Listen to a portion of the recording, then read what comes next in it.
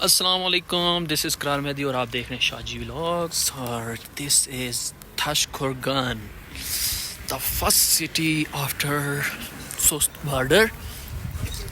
You can see today I am staying here and will departure tomorrow at Pakistani. कितने बजे?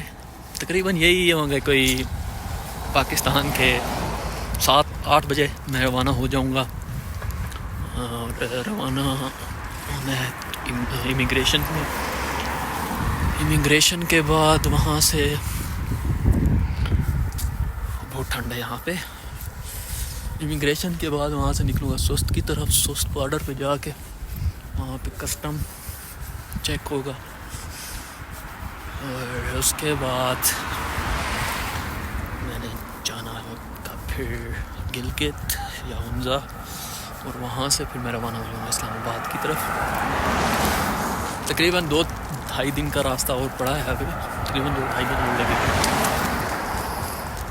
क्योंकि तकरीबन 4-5 घंटे का रास्ता है सोस्त का और 3 घंटे का रास्ता है।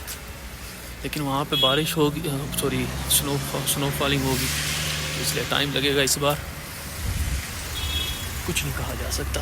फ़िलहाल तो I am searching for a Pakistani food, Muslim cafe room, तो वो ढूंढ लूँ, खा पी लूँ कुछ, तो फिर इंशाल्लाह आपसे गपशप लगाता हूँ। ठीक है, दुआ में याद रखिएगा, मिलते हैं अगली